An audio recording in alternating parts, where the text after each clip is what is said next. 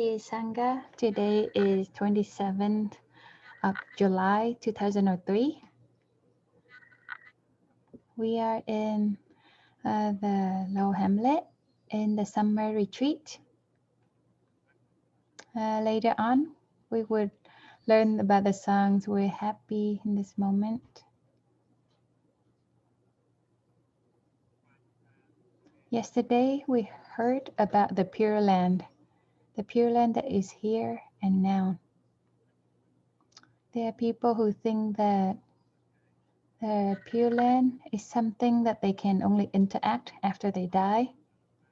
But at Plum Village, we practice the Pure Land that is this method, a practice so that the Pure Land can be present right in this moment.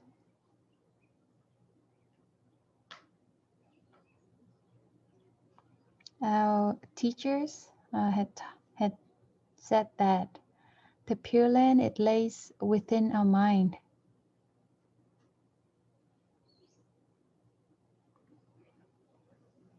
Duy tâm tịnh độ. So that means the Pure Land is in our heart. We can be in touch with the Pure Land right in our heart. We don't have to go to the West. So that means if in our heart, if we don't have suffering, if we don't have anger or hopelessness, then we can be in touch with that Pure Land.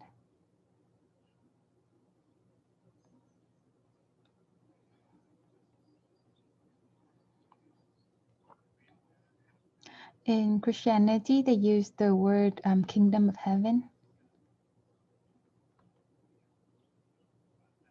At Plum Village, we also encourage our friends who has the Christianity roots to practice in a way that they can be in touch with the kingdom of heaven right in the present moment.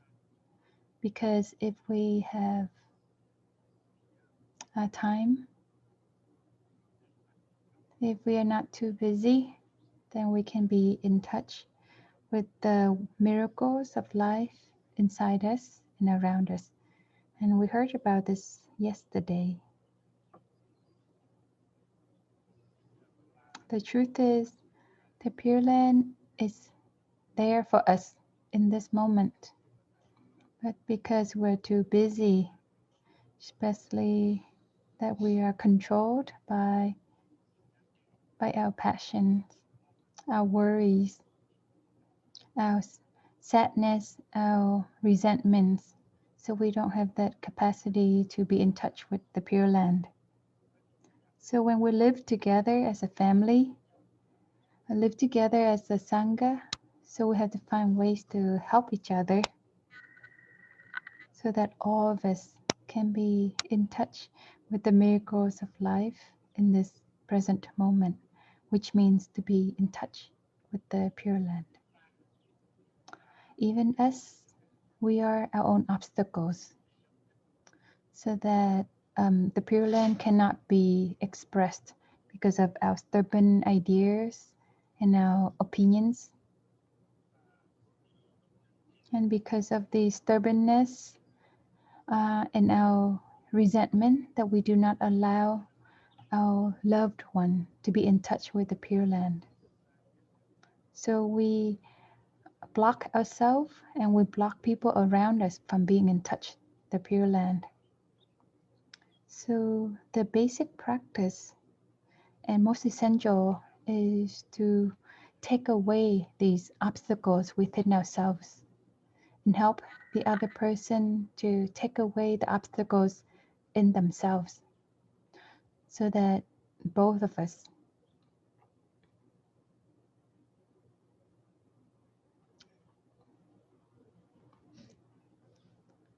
there's some audio technical problem.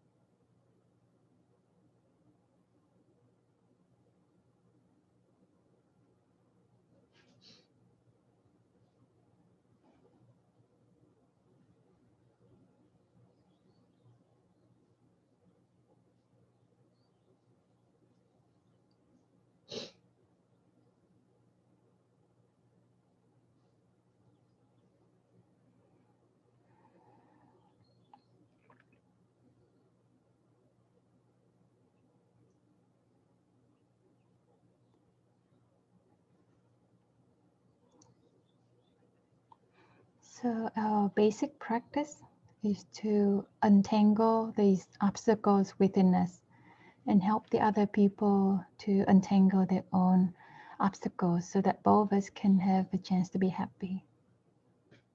We can help the other person to untangle, and that person can also help us untangle. And we live in a way so that we can be a supporting condition so that the other person can be in touch with the Pure Land. And the other person can also be a supporting condition for us to be in touch with the Pure Land. There's a philosopher, Jean Cochat, French. He said a very pessimistic sentence. He said, human are health of others. L'enfer desert. We cause difficulties for others. We cause sufferings for others. And we're hell for others. In that situation, we're not helping people to be in touch with their Pure Land, but we force people to be in touch with the hell. And when we recognize that humans can be hell for others, so we have to help this person to recognize that they can be the Pure Land for other people. Father can be the hell for the son, and son can be the hell for the father, and husband can be hell for wife, and same with wife for husband. And we give each other hells each day. But in the teaching of the Buddha, we generate the Pure Land and we offer the gift of the Pure Land. Pure Land is not something we have to generate. It's already there in our daily life. All the miracles of life within us and around us, that is the Pure Land. So we just have to untangle these obstacles. Then the Pure Land can be expressed. It's just as a mirror that's full of dirt, then it cannot reflect the full skies and the earth. So we just use a rag to wash that mirror to be clear and clean. And all of a sudden, that mirror can reflect all the beautiful miracles of life and the earth and sky. It's the same with our mind or our heart.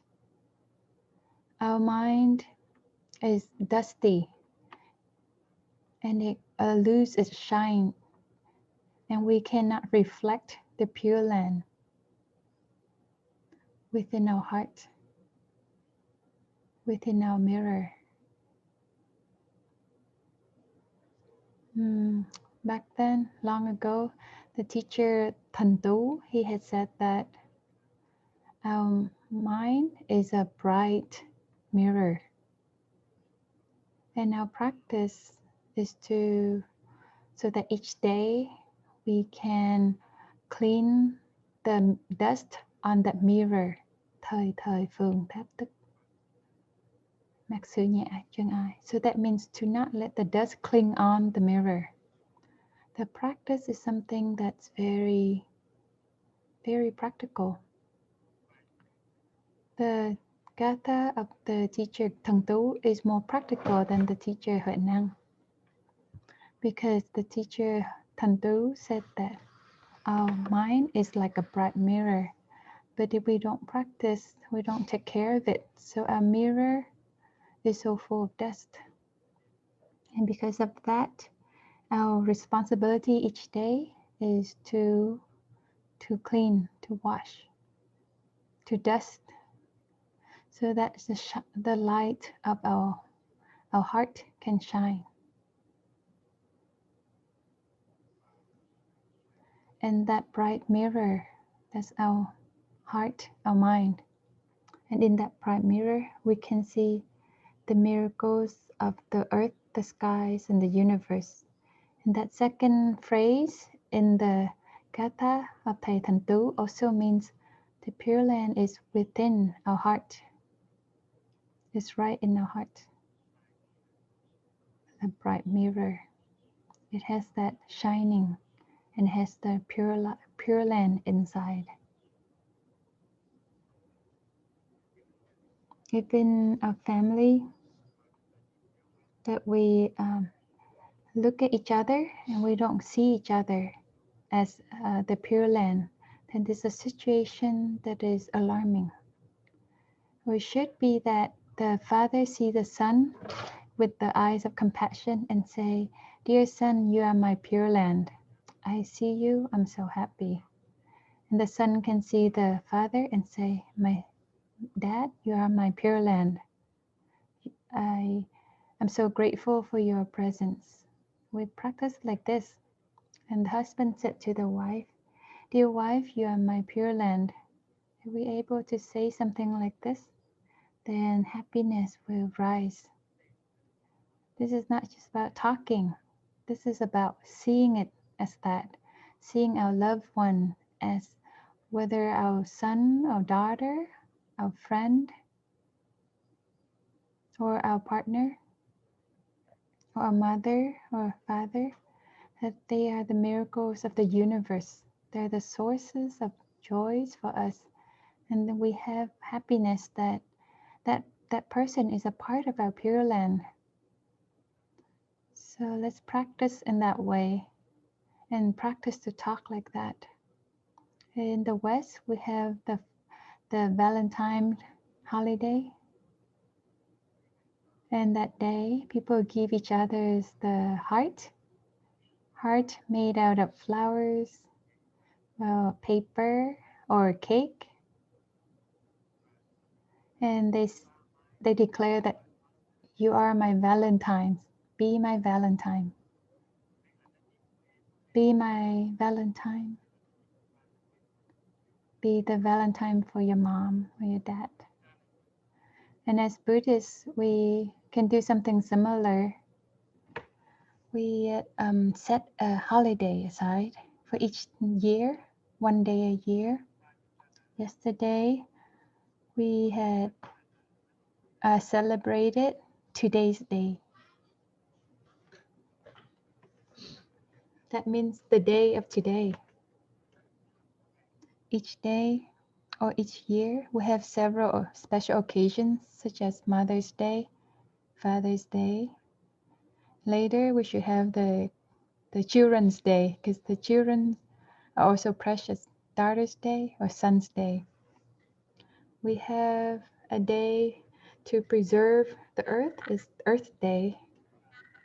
And in Plum Village, we had created a new holiday. It's called Today's Day, the day of today. In this day, everyone try to remember that this present moment is a miracle. So we have to live fully in this present moment and not let our mind wander in the past or the future, and we lose all the present moment. And the young people at Plum Village should sit together uh, and think together so we can call this day as the Today's Day. Or we can call it the Pure Land's Day. That day is the Pure Land. Everyone practice so that we can be the Pure Land for others and not become the hell for others. And that day we can give each other small gifts. We don't need to draw a heart. We can draw a lotus petals, or any other things. And instead of saying that be my Valentine, we can say be my Pure Land.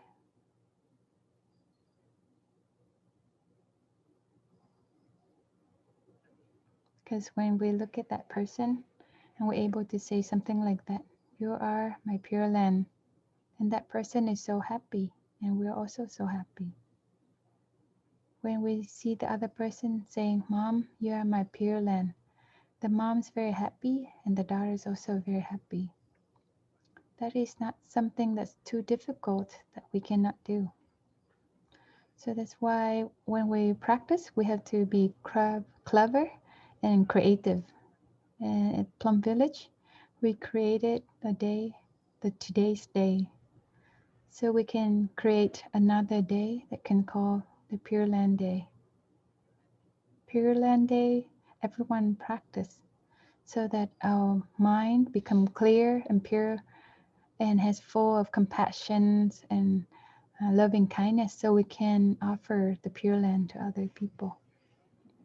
And on that day, we have the ability to recognize that the person we live together here is our Pure Land, and we are not hesitant, not shy to say that you are my Pure Land, my son. You are my Pure Land, my mother.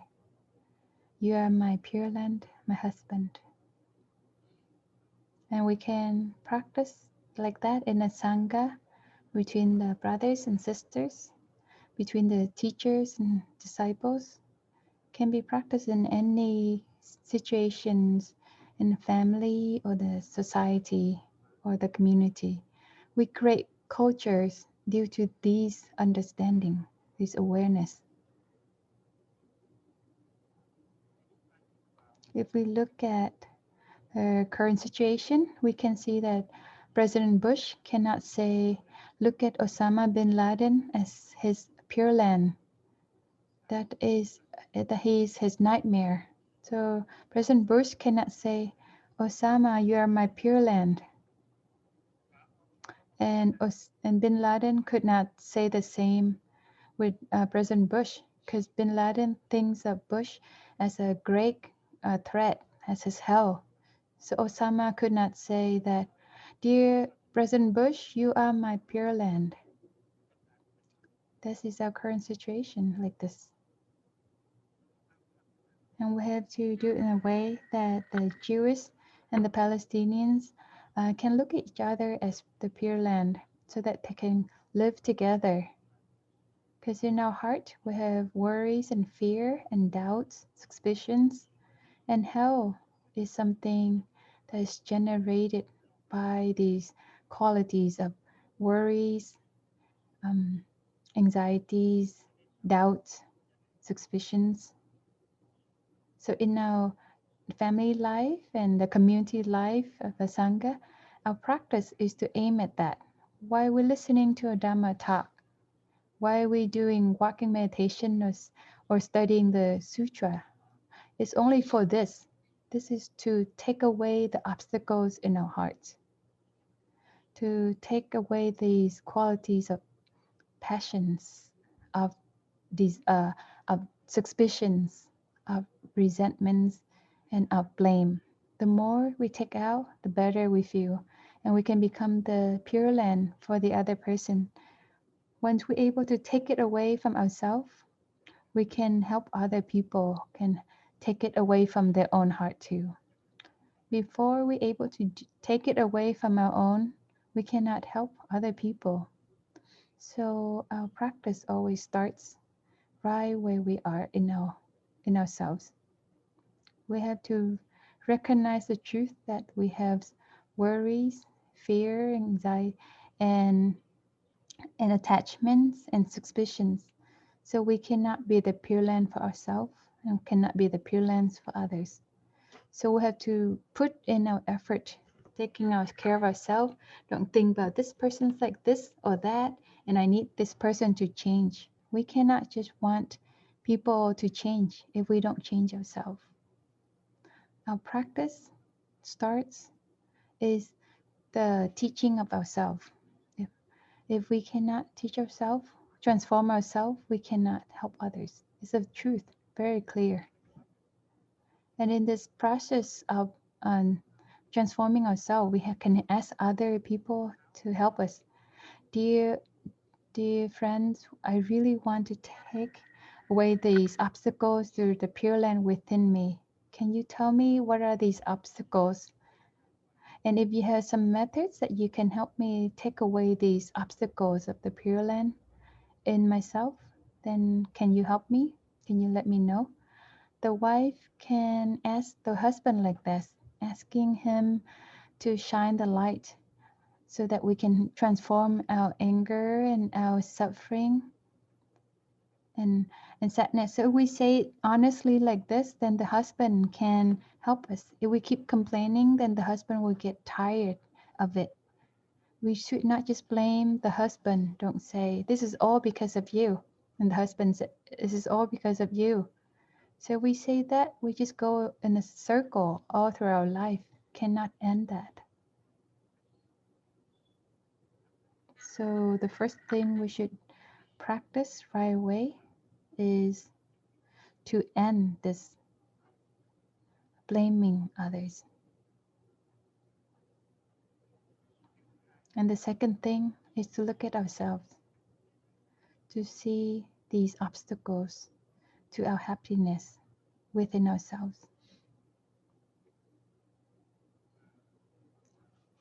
And the third thing is to have a motivations, determinations to practice and transform these obstacles within our hearts.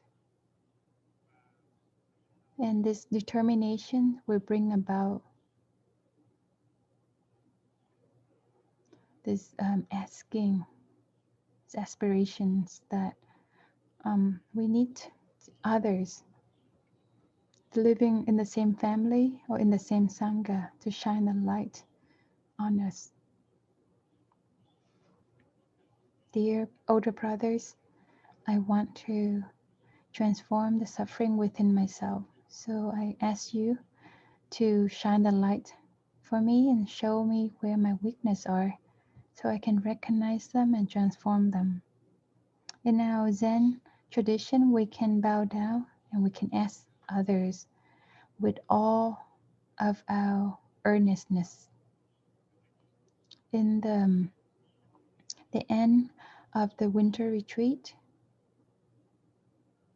the 3 months retreat in the summer, and the brother and sister can do that. They can bow down and ask for just shining light from the other brothers and sisters. And this has happened for thousands of years. And we are, as lay people, we can do the same too. In a family meeting, we can put our hands together and we can bow to the other person and we can say that, dear father, dear mother, brothers and sisters, I really want to transform my suffering, all that my anger, resentment, irritations, my jealousy within me, so I can be a source of joy for others, and to become the Pure Land for mom and dad and brother and sister. So please show me where my weaknesses are so I can recognize them and can help me find the methods so I can transform these. And in our family life, we can do this. If we bow down and we ask like this, everyone will feel love for us and they can show us the way with their love. They won't judge us or blame us or criticize us, but they would say us with loving speech and show us where our weaknesses are and can show us, suggest some methods that we can help transform this situation within us. That is called shining light. In the Plum Village traditions, we have this method of shining light. One person is being shined the light by everyone else during this process. Everyone's quiet and we just receive and receive. Sometimes the shining light might not be incorrect, but we still bow and receive it.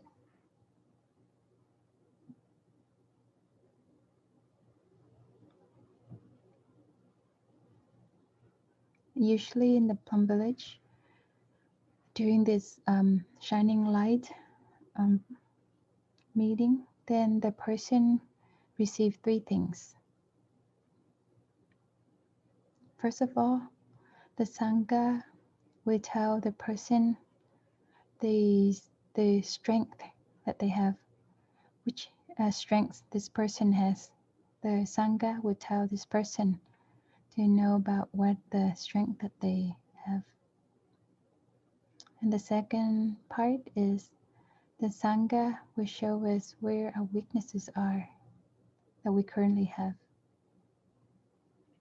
And the third thing is The Sangha offer us very specific practice, very practical methods to transform these weaknesses. In a shining light process, it has to have these three things. And each time we practice shining light for a person, then all the things that we shine light on, it was composed into a letter. Because during this time, shining light, if there's a brother or sister, we can be the secretary and write down all the things that the Sangha has shine light for the person.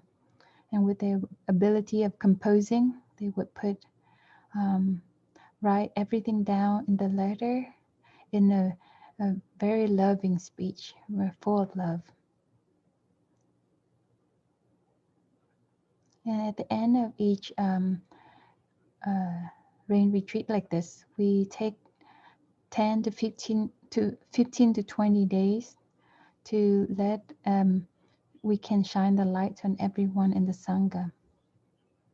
Maybe we need 2 hours to shine the light on one person, sometimes more than 1 hour.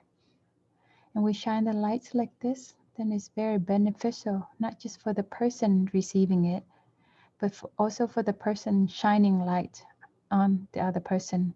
Because during this process, we also shine the light within ourselves and we see the weaknesses and the strength within ourselves as well. So in shining light for others, we're also shining lights for ourselves. So it's very interesting. In this chance, we have a time to say what we see and a suggestion for the person. But we can also hear what other people in the Sangha also see and suggest. So in shining light mess session, it's not just one person benefits, but every person in the Sangha benefits. And after a section of shining light for a person, everybody in the Sangha has transformations because each person has the chance to look at the other person and look at that mirror, our own mirror. Because the person who is being shined light on is a mirror. And we shine the light on that mirror. We also look at our own mirror and we also see our own strength and weakness. And we also learn about the methods to transform them.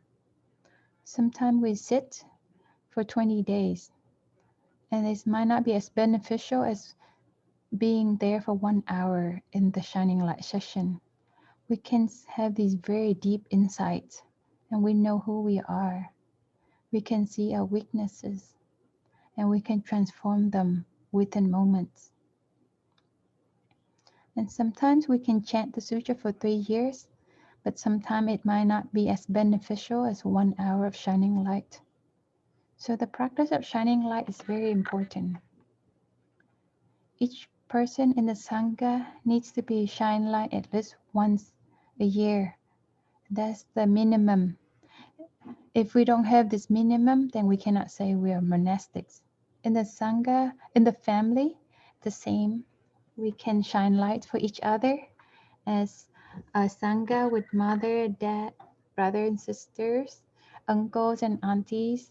That can be our Sangha. And we can use the methods of deep listening and loving speech to shine lights for each other. We need to be able to listen. If we don't practice listening and mindful breath and mindful walking, if someone says something about weakness, we can get so angry and no one dares to or wants to shine light for us. So every time we do shining light, we have to bow down and receiving everything that people shine light on. If we feel frustrated and angry during the shining light, then that means our heart, we were not earnest and no one wants to shine light. They might sit there and they might not shine light because they will say, well, should I say this so that this person will get angry? We have to be really earnest about this so this others would want to talk about this, talk about the if we're not able to receive the feedback, then it will be a failure. If we have so much anger and ignorance in ourselves, and we get angry easily, then we won't be able to benefit from the shining.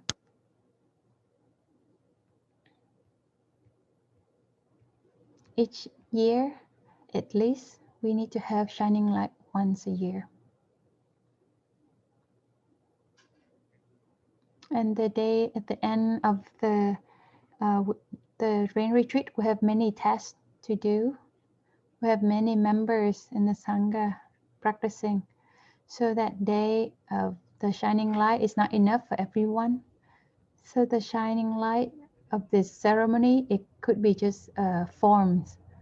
So in Plum Village, 20 days before that day, the ceremony, we have shining light for each person already. So by the time of the ending ceremony, we have all the letters for each person. So on that ceremony, each person will come and receive a letter for themselves so they can read and look at the mirror, and when we receive this letter of shining light, we have to bow down. This is the great compassion, that shining light for us, and to hear us and to give us suggestions and methods so that we can transform ourselves. We should not get stuck in the practice, just in forms only. So that's why whatever we do, we have to do it with the content. Even in chanting or reciting the Buddha's name, walking meditation or sitting, we have to practice so that there is something, a content there.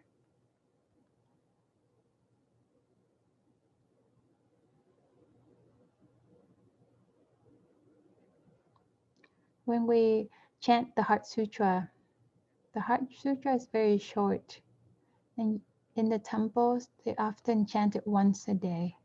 But most of us, we practice chanting the sutra as like a parrot. And we are not in touch with the insight of the sutra. We can chant it for 5 to 30 years and it's still like a parrot.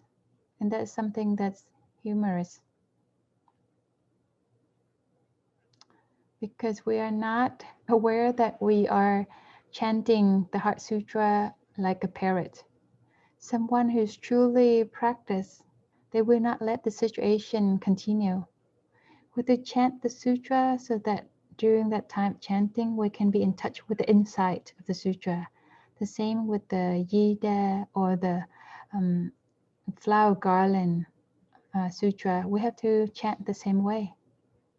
If we do that, then we won't need to chant. We can just bring out a recording or radio, just chant it for us.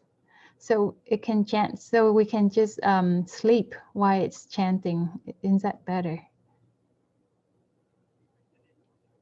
So that's why some people can practice for 5, 10 years, but there's no transformation. All these blocks of desires and anger and ignorance and doubt, suspicion within us are still there, intact. So we have to take a look at our practice so we cannot fall into the practice in forms only. Our practice is very interesting. Our teachers have designed these methods of practice, and our responsibility is to practice, to preserve our practice so that we don't become jaded. So don't become just a form. This is very important. So in Plum Village, these gatha to practice our mindful breath and walking meditation. There's many gathas, it's not just one. If we practice just one gatha, it can be just route and become jaded, and while those words are being read, it do not brings any meanings to us. When we do walking meditations or sitting, we have these methods that we can change so that it can always bring about these true qualities of our practice. Even in our food, for breakfast, if we eat the same thing every morning, we will get bored and we don't think it's tasty, and so breakfast we would change. One day is cereal, one day is bread with butter. Another one we eat pho, or another day we eat rice porridge. We have to change the menu so that we don't get too bored of it. Maybe the first few days we can eat with a lot of happiness, but maybe by the 10th day, the boredom goes all the way up to our throat and we could not eat. So our practice is the same. We can go to the temple for 1 year and we have so much happiness. Each day we want to come in, each time is chanting, so we can come in to chant, but we don't know what happened. After a few years, then we don't have this excitement or this interest anymore, because it becomes just a habit. It becomes just a route and a lessening. So we have to be very careful. During our practice, we have to be creative, always make it new, so we don't fall into the practice in forms only. And our teachers in the past had seen this. So that's why they had continued to offer many new practices, so that can bring about the same quality of the teachings, or the same quality of the practice.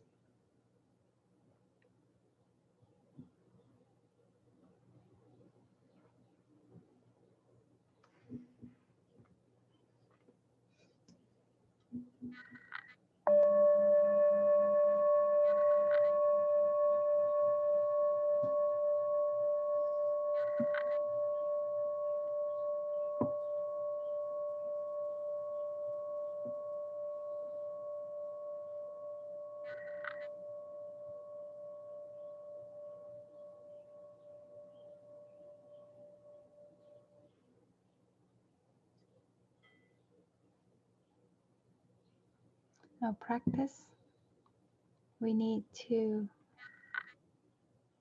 have a little bit of cleverness, a little bit of creativity. People who are good at cooking, because they have creativity. It's the same ingredients, but they create this form or this other form. It's very interesting and can create happiness for the people who eat. So the same with our practice. Our practice needs to have a cleverness and creativity, so that our practice always brings a freshness, a content, and a result.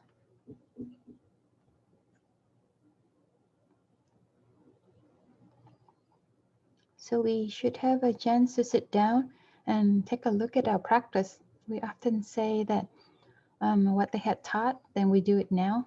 In the back, if we just follow the old things, then it just informs only. We need to see the values that our teachers had done, and we continue our teachers in their path of creativity, because they had created these teachings, and if they didn't create, how would we have these? After we receive these teachings, then we should also continue for our future generations. So these creativities have happened in the last 2,500 years.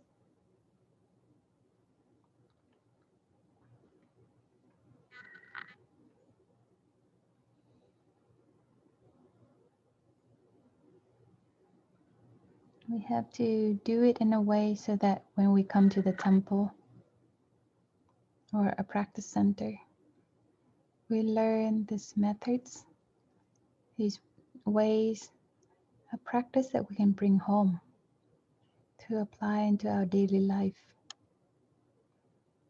And we have to practice apply them in a clever way. In Plum Village, we have the meditation hall. In our house, we have a little meditation hall. It could be a breathing room. And sometimes we have feel insecurity or anger. Don't say anything. Don't do anything. We just go into that room and close the door and invite sound of the bell and practice breathing in the method of Plum Village. And when there's one person who practice in that breathing room, and each time they practice and there's a sound of the bell, and other people in the family, whether they're cooking or they're out in the yard, they also have to respect that practice. They also stopped when they hear the sounds of the bell, so we can bring Plum Village into our home. And if possible, if there's nothing emergency, then we can go to the breathing room and breathe with our son, with our mother, so we can support this person. These are the things that we can do.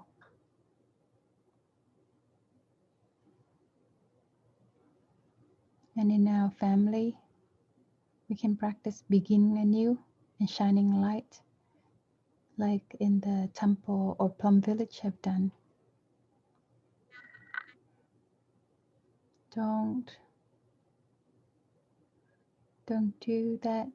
Don't do this when you go to the temple. You see the monastics and you practice with the monastics.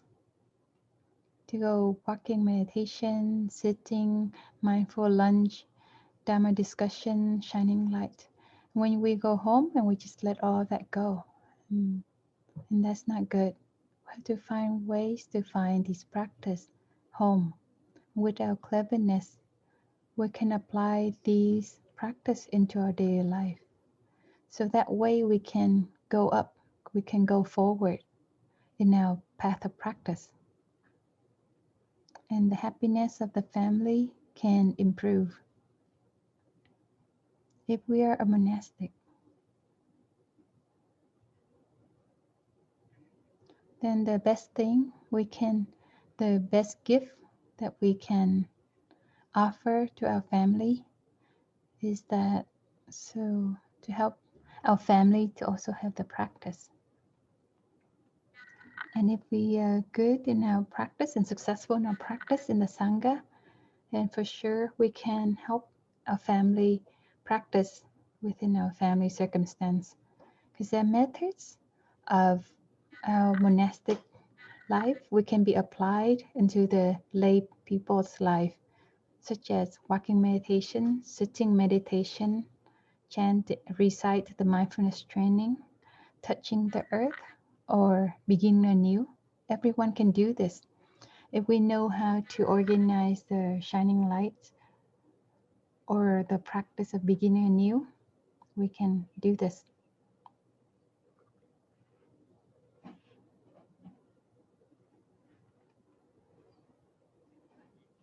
If we look deeply into the human's body,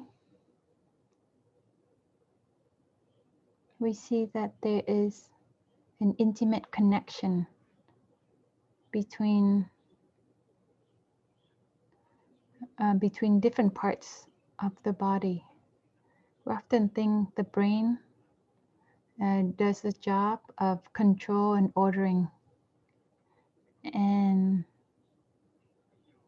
our legs is only just to follow the orders, or our hands only just to follow the orders of the brain only. That is not very correct, because our brain often always learns from our feet, from our legs, and our hands. Our brain, in beginning, is very naive. And see, the fire is very pretty. And then it put the hands to touch the fire just for fun. When we're young, we're very foolish. We see the fire so pretty, so we want to touch the fire. It's so pretty. But then our hands get burned. When our hands get burned, then it will alert the brain. You give that order, that's incorrect. So the brain learns many things from the signals in the hands. And the brain learns many things from our eyes, our ears, our feet. Because when we're in touch with reality, these are the organs. We have eyes, ears, nose, tongue, and our thinking. And it's not that our mind thinking is the control, the boss, but the boss can be very foolish. So the boss is always learning. There is a very strong co-working coordinations between the brain and all the other parts, the arms and legs, or the other parts like eyes, ears, nose, and tongues. The same with our family and our Sangha. Don't think that the father will control everything. Whatever the dad wants, then the wife and the kids have to follow. The dad has to learn from the experiences of the wife and from the children. So that's why we use the power of the dad to force the children to do something, then it's very incorrect. Using the power of a teacher to force the student, that's a very big mistake.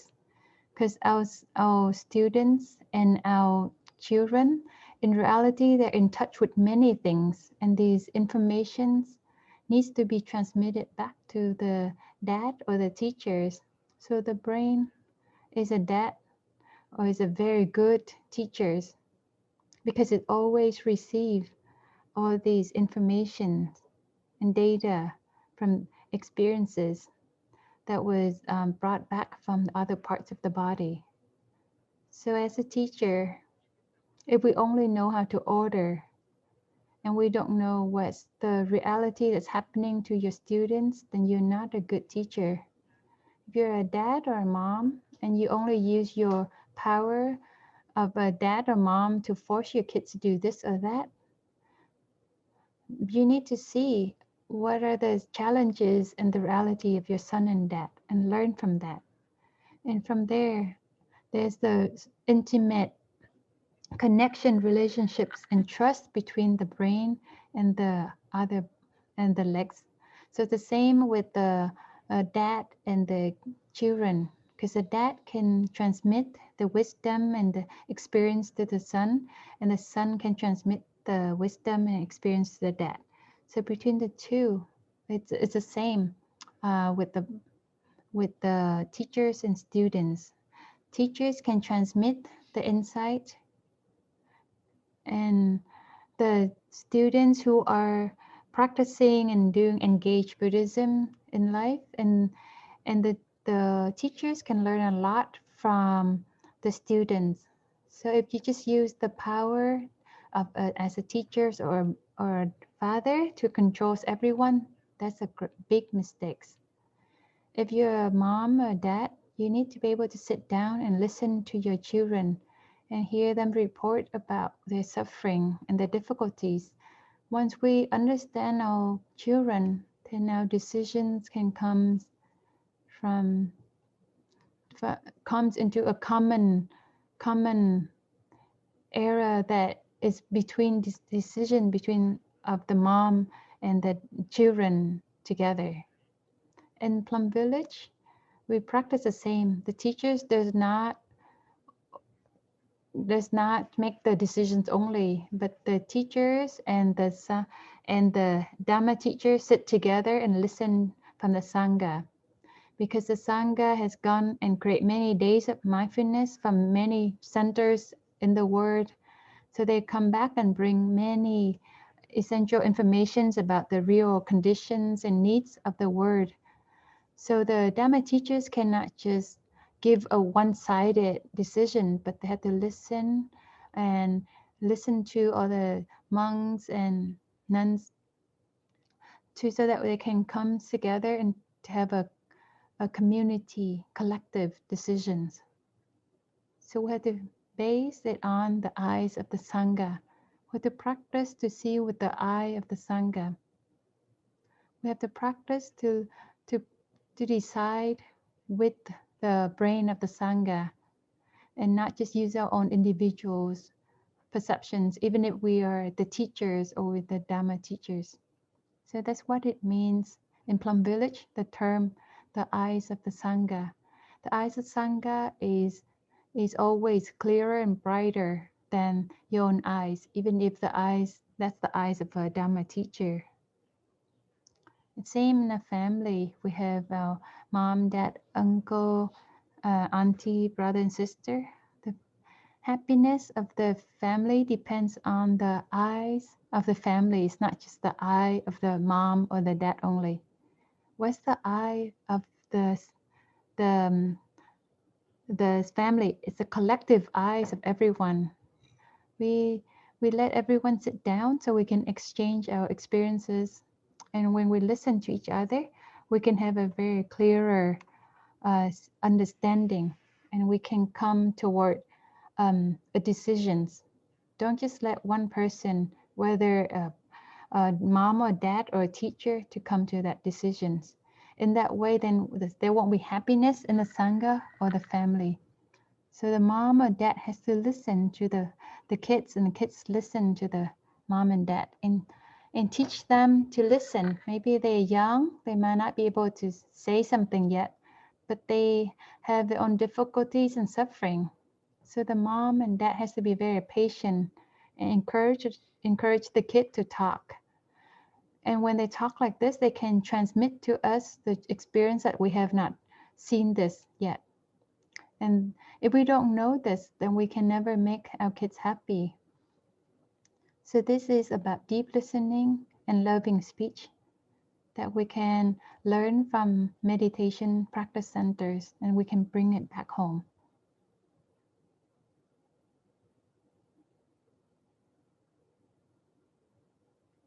And if we need it, and the mom and the dad can apologize to the kids, because parents can have mistakes or being foolish.